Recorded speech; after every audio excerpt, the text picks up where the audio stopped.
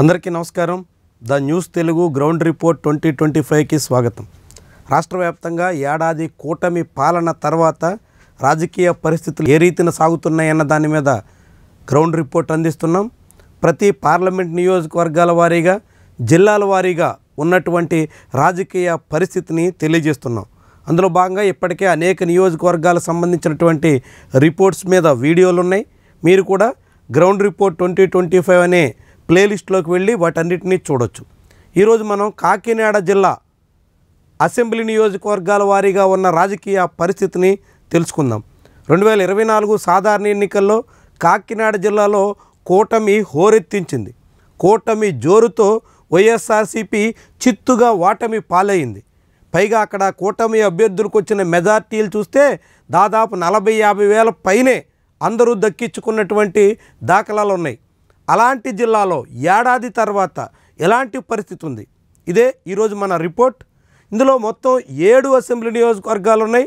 7కి 7 కూటమి ఖాతాలో చేరాయి. అందులో 2 జనసేన అభ్యర్థులు దక్కించుకుంటే మిగిలిన 5 సీట్లలో తెలుగుదేశం పార్టీ అభ్యర్థులు ఘన విజయాలు సాధించారు. జనసేన పార్టీ 2 నేతలు కూడా 70,000 పైచిలకు ఓట్లతో గెలిచారంటే కాకినాడ జిల్లాలో కూటమి హోరు ఏ రీతిన సాగిందో మనం అర్థం చేసుకోవచ్చు. ఇక ఇప్పుడు పరిస్థితి ఎట్టా ఉందో చూద్దాం. తుని అసెంబ్లీ నియోజకవర్గం ఇది ఒకప్పుడు యనమల రామకృష్ణుడికి పెట్టని కోట లాంటిది.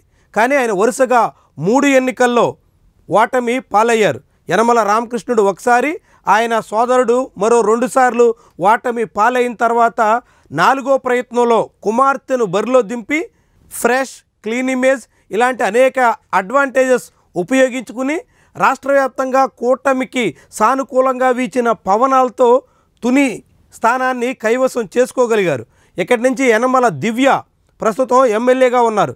ఏడాది కాలంగా ఆమె నియోజకవర్గ ప్రజలకు అంతంత మాత్రంగానే అందుబాటులో ఉన్నారు. ఆమె స్థానంలో పూర్తిగా ఆమె తండ్రి యనమల రామకృష్ణుడు మొత్తం వ్యవహారం చక్కదిద్దుకుంటున్నారు.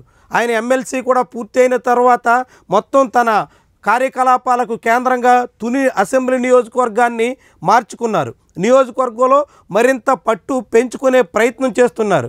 కానీ యనమల అనుచరులు సాగిస్తున్నటువంటి దందాలు, ఇసుక, మట్టి సహా అనేక మాఫియా వ్యవహారాలు ఇవన్నీ ఇక్కడ ఎమ్మెల్యేకి వ్యతిరేకంగా మారుతున్నట్టు కనిపిస్తోంది.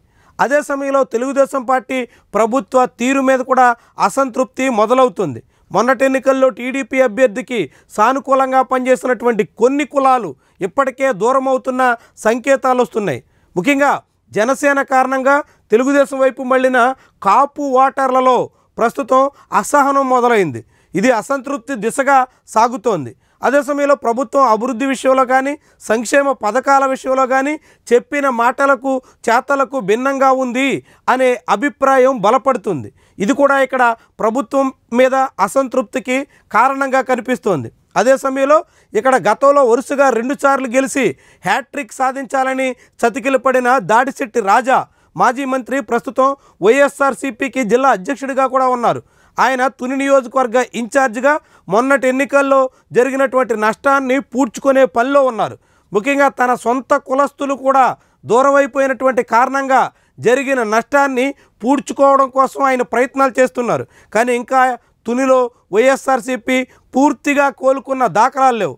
దాంతో జనసేన, తెలుగుదేశం పార్టీ కలిసి సాగితే మాత్రం ఇంకా తునిలో కూడా కూటమికే అడ్వాంటేజ్ ఉండొచ్చు అనేటువంటి అభిప్రాయం వినిపిస్తుంది.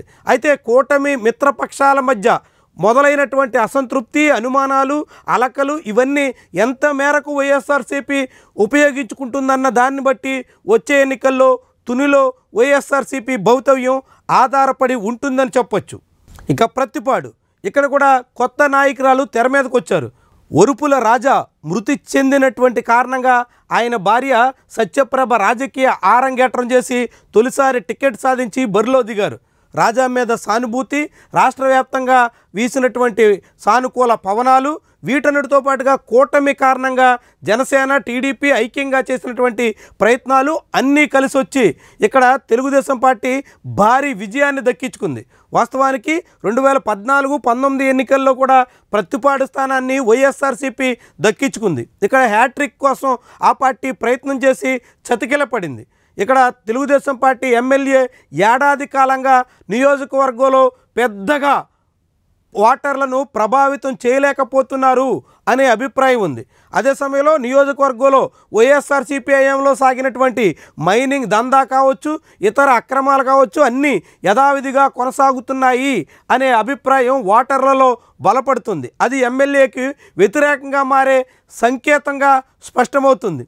అదే సమయంలో ప్రభుత్వ తీరు మీద కూడా అసంతృప్తి, వ్యతిరేకతగా దిశలో సాగుతోంది. ఇది వ్యతిరేకతగా పెరిగే అవకాశం కూడా ఉంది. ముఖ్యంగా బీసీల్లో మొన్నటి ఎన్నికల్లో పూర్తిగా తెలుగుదేశం పార్టీ అభ్యర్థికి అండగా నిలబడినటువంటి బీసీల్లో ఇప్పుడిప్పుడే అసంతృప్తి మొదలవుతుంది.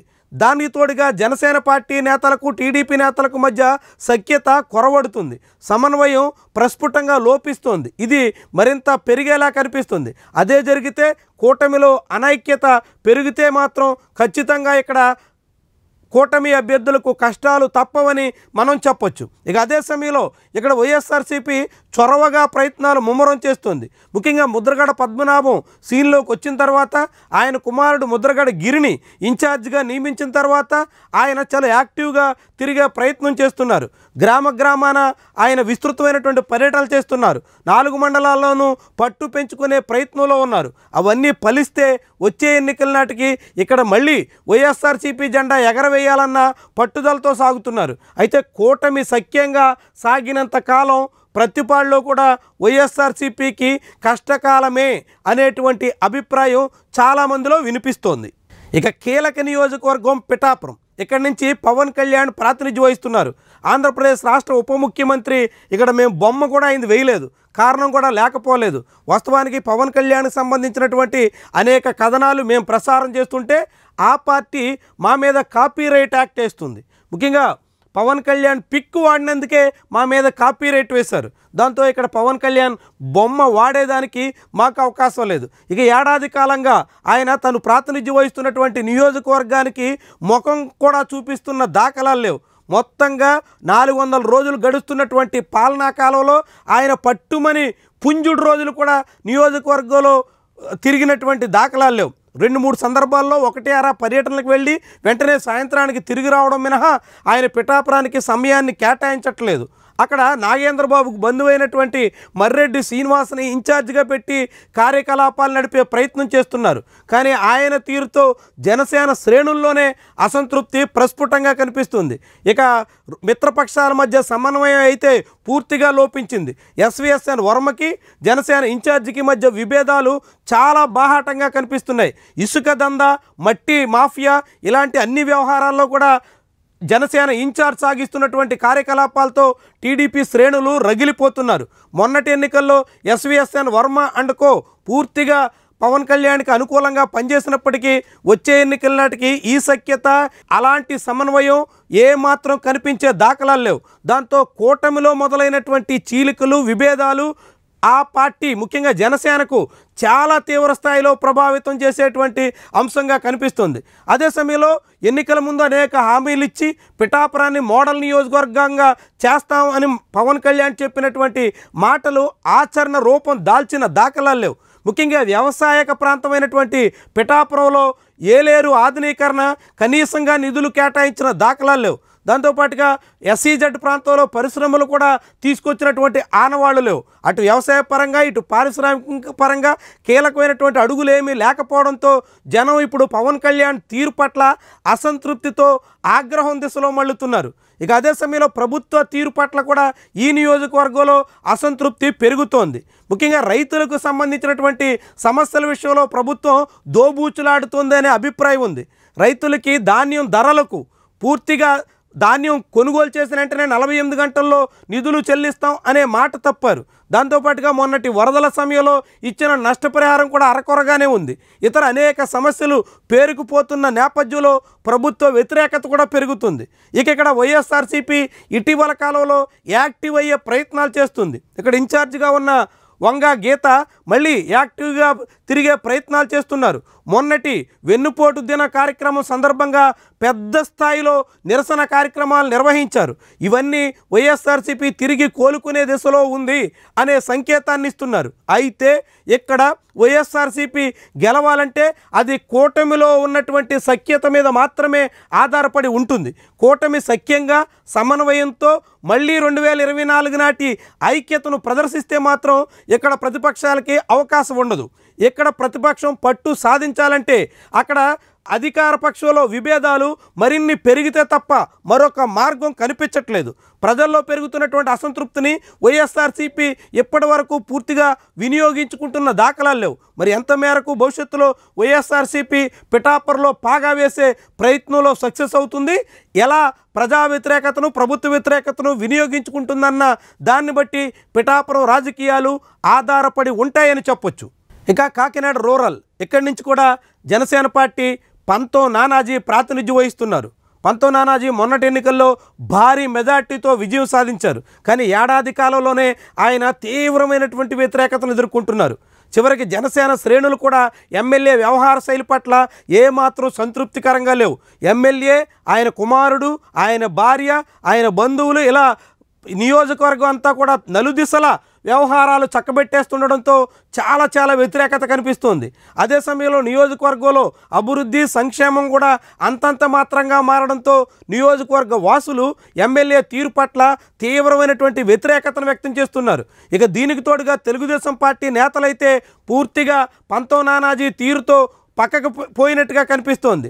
దీంతో ఇప్పటికే జనసేన పార్టీ అధినేత కూడా పంతం నానాజీని హెచ్చరించారు అనేటువంటి వార్తలు ఉన్నాయి. అయినప్పటికీ కూడా ఆయన ధోరణి మార్చుకున్న దాఖలాలు లేవు. ఇలాంటి తరుణంలో ఎమ్మెల్యే మీద పెరుగుతున్నటువంటి వ్యతిరేకతను వైఎస్ఆర్సీపీ ఎంత మేరకు ఉపయోగించుకోగలుగుతుందన్నది కీలకమైనటువంటి అంశం. దీనికి తోడుగా నియోజకవర్గంలో ప్రభుత్వ వ్యతిరేకత కూడా పెరుగుతుంది. రేషన్ మాఫియానంతా సీజ్ చేసేస్తామని, సీజ్ ద షిప్ అంటూ ఇక్కడ పవన్ కళ్యాణ్ చేసినటువంటి హడావడి అదంతా ఒట్టి మాటలకేననేది తేలిపోయింది. రేషన్ మాఫియా నియంత్రిస్తామని చెప్పినటువంటి మాటలన్నీ ఒట్టి డొల్లతనంగానే స్పష్టమైపోయింది. ఇలాంటి నేపథ్యంలో కాకినాడ పోర్టులో కార్యకలాపాలు నిలువరించేదానికోసం, అడ్డుకునేదానికోసం పవన్ కళ్యాణ్ ప్రయత్నం చేశారు. కాకినాడ పోర్టులో ఉపాధిని దెబ్బతీసే దిశలో ఆయన నిర్ణయాలు ఉన్నాయి అనేటువంటి అభిప్రాయం చాలా విస్తృతంగా ఉంది. కాకినాడ పోర్టు, దాని మీద ఆధారపడినటువంటి కార్మికులతో పాటుగా నియోజకవర్గ వాసుల్లో కూడా ప్రభుత్వ వ్యతిరేకత రాను పెరుగుతోంది. అదే సమయంలో ఇక్కడ వైఎస్ఆర్సీపీ పూర్తిగా క్రియాశీలకంగా పనిచేస్తున్న దాఖలాలు లేవు. ప్రస్తుతం ఇక్కడ ఆ పార్టీ ఉత్తరాంధ్ర రీజనల్ కోఆర్డినేటర్గా ఉన్న కన్నబాబు నియోజకవర్గ ఇన్ఛార్జిగా ఉన్నారు. కానీ ఆయన బాధ్యతలు ఉత్తరాంధ్రలో కావడంతో పూర్తిగా శ్రద్ధ పెట్టిన దాఖలాలు లేవు.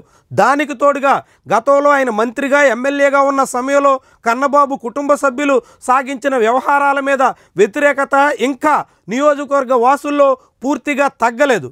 దాని కారణంగా ఇంకా వైఎస్ఆర్సీపీకి పట్టు చిక్కినట్టుగా కనిపించట్లేదు. ఒకవైపు ఎమ్మెల్యే మీద వ్యతిరేకత, ప్రభుత్వం మీద వ్యతిరేకత పెరుగుతున్నప్పటికీ దాన్ని ప్రతిపక్ష పార్టీ సొమ్ము చేసుకోలేకపోతున్నట్టుగా కనిపిస్తుంది. మరి వచ్చే ఎన్నికల నాటికైనా ఏ మేరకు కోలుకుంటుంది, ఎంతవరకు ఈ వ్యతిరేకతను ఉపయోగించుకుంటుంది, తెలుగుదేశం జనసేన మధ్య కూడా పెరుగుతున్నటువంటి విభేదాలని ఎలా వినియోగించుకుంటుంది, ఇవన్నీ కూడా వచ్చే ఎన్నికల నాటికి కాకినాడ రూరల్లో వైఎస్ఆర్సీపీ భవితవ్యాన్ని తేల్చబోయే అంశాలు. ఇక పెద్దాపురం తెలుగుదేశం పార్టీకి గట్టి పట్టున్న నియోజకవర్గం. వరుసగా 3 ఎన్నికల్లో ఆ పార్టీ ఇక్కడ విజయం సాధించింది. ఆ పార్టీ తరపున మాజీ deputy CM Nimmakayala Chinarajappa hat trick విజయాలు కొట్టారు. అయితే ఈసారి మాత్రం ఆయన ప్రజల్లో వ్యతిరేకతని కొని తెచ్చుకుంటున్నారు. అనేక వివాదాల్లో ఆయన వేలు పెడుతున్నారు. ఆయన అనుచరులు యథేచ్ఛగా చెలరేగిపోతున్నారు. బహుశా మరొకసారి ఇక గెలుస్తామో లేదో అనేటువంటి అనుమానంతోనే ఈ రీతిలో రాజప్ప అనుచరులు రెచ్చిపోతున్నారు అనే మాట నియోజకవర్గ వాసుల్లో వినిపిస్తోంది. అనేక మైనింగ్ కానీ ఇతర అక్రమాలు కానీ యథేచ్ఛగా సాగిపోతున్నాయి. దాంతోపాటుగా పెద్దాపురం పట్టణంలో గతంలో అధికారంలో ఉన్నప్పుడు చేసినంత అభివృద్ధి కార్యక్రమాల వైపు చినరాజప్ప దృష్టి పెట్టిన దాఖలాలు లేవు. దాంతో పెద్దాపురం పట్టణ వాసుల్లో కూడా అసంతృప్తి పెరుగుతోంది. దీంతోడు ప్రభుత్వ వ్యతిరేకత కూడా చాలా వేగంగా కనిపిస్తోంది. అనేక సమస్యల విషయంలో కానీ చివరికి టిడ్కో ఇళ్ళు అంశాల్లో కానీ ప్రభుత్వం చెప్పిన మాటకు విరుద్ధంగా సాగుతోంది అనే అభిప్రాయం బలపడుతుంది. ఇది పెద్దాపురంలో ఒకవైపు ఎమ్మెల్యే మీద వ్యతిరేకత, రెండో వైపు ప్రభుత్వం మీద వ్యతిరేకత కూడా వేగంగా పెరిగేదానికి కారణమవుతుంది. అదే సమయంలో ఇక్కడ వైఎస్ఆర్సీపీ పూర్తిగా కోలుకున్నట్టుగా కనిపించట్లేదు. మొన్న చాలా తీవ్రమైనటువంటి ఘోర పరాభవాన్ని ఎదుర్కొన్న తర్వాత ఇక్కడ ఇన్ఛార్జిగా ఉన్న దౌలూరి దొరబాబు అంతంత మాత్రంగా కదులుతున్నారు. నియోజకవర్గంలో పార్టీని గాడిలో పెట్టే ప్రయత్నం కొంతవరకు చేసినప్పటికీ అవి ఇంకా పూర్తిగా పట్టాలెక్కిన దాఖలాలు లేవు. దాంతో ఇక్కడ వైఎస్ఆర్సీపీ ఇప్పటి వరకు విజయం రుచి చూడనటువంటి నియోజకవర్గాల్లో ఒకటిగా ఉన్న పెద్దాపురంలో పాగా వేసే ప్రయత్నాలు ఎంత మేరకు ఫలిస్తాయి అన్నది చాలా పెద్ద ప్రశ్నార్థకం. అయితే పెద్దాపురంలో అటు జనసేన ఇటు టీడీపీ మధ్య ప్రస్తుతం కొంత సఖ్యత కొనసాగుతున్నప్పటికీ అంతర్గతంగా ఉన్న విభేదాలు రాబోయే రోజుల్లో బహిర్గతమయ్యే ప్రమాదం ఉంది. ఆ విభేదాలను వైఎస్ఆర్సీపీ ఎంతవరకు ఉపయోగించుకుంటుంది, పెరుగుతున్న ప్రభుత్వ వ్యతిరేకత, ఎమ్మెల్యే తీరు మీద వ్యతిరేకత, వీటన్నిటిని ఎంత మేరకు సద్వినియోగం చేసుకుంటుందన్న దాన్ని బట్టే పెద్దాపురంలో వైఎస్ఆర్సీపీ భవిష్యత్ ఆధారపడి ఉంటుంది. ఇక కాకినాడ సిటీ జిల్లా కేంద్రంగా ఉన్న ఈ నియోజకవర్గం దాదాపుగా నగర ప్రాంతంగా మనం భావించాల్సి ఉంటుంది. మధ్యతరగతి, ఎగువ మధ్యతరగతి ఓటర్ల ప్రభావం ఎక్కువగా ఉంటుంది.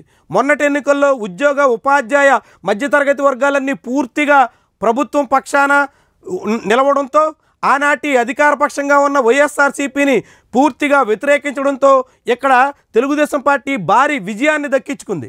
కానీ ఏడాది తర్వాత ఎమ్మెల్యే వ్యవహార శైలి మీద చివరికి తెలుగుదేశం పార్టీలోనే అసంతృప్తి పెరుగుతుంది. తెలుగుదేశం పార్టీ శ్రేణులే ఇప్పుడు ఎమ్మెల్యేకి వ్యతిరేకంగా ఫిర్యాదులు చేసే వరకు వచ్చింది.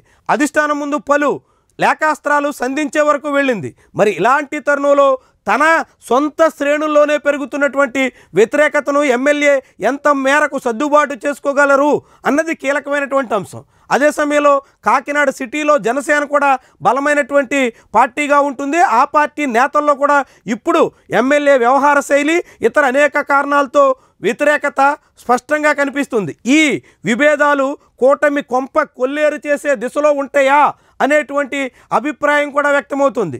దీనికి తోడుగా కాకినాడ సిటీ నియోజకవర్గంలో కూడా ప్రభుత్వ వ్యతిరేకత ప్రస్ఫుటంగా కనిపిస్తుంది. ముఖ్యంగా ఉద్యోగ ఉపాధ్యాయ వర్గాల్లో ప్రభుత్వ తీరు పట్ల పెరుగుతున్నటువంటి వ్యతిరేకత ఇక్కడ తెలుగుదేశం పార్టీకి కొంప కొల్లేరు చేసే అంశంగా మారబోతోంది. దాన్ని ఎంత మేరకు సర్దుబాటు చేసుకోగలరు, ఉద్యోగ ఉపాధ్యాయుల్ని ఏ మేరకు సంతృప్తి పరచగలరు అన్నది కాకినాడ సిటీలో ఫలితాలని నిర్దేశించేటువంటి అంశంగా మారబోతుంది.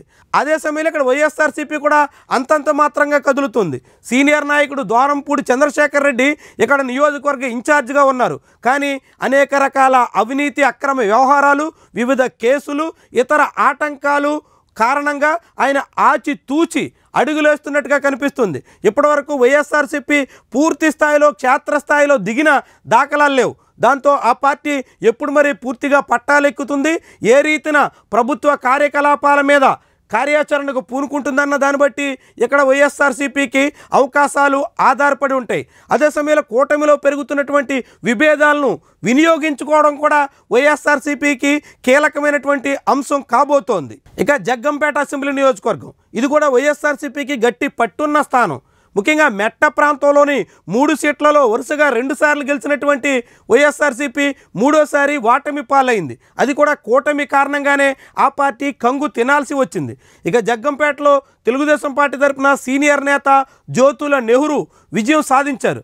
ఏడాది కాలంగా ఆయన నియోజకవర్గంలో విస్తృతంగా తిరిగే ప్రయత్నం చేస్తున్నప్పటికీ ఆయన ఒకవైపు, ఆయన కుమారుడు మరోవైపు వ్యవహారం చక్కబెట్టే ప్రయత్నంలో ఉన్నప్పటికీ జ్యోతుల నెహ్రూ అనుచరులు సాగిస్తున్నటువంటి వ్యవహారాల కారణంగా నియోజకవర్గంలో ఎమ్మెల్యే తీరు మీద అసంతృప్తి అయితే కనిపిస్తుంది.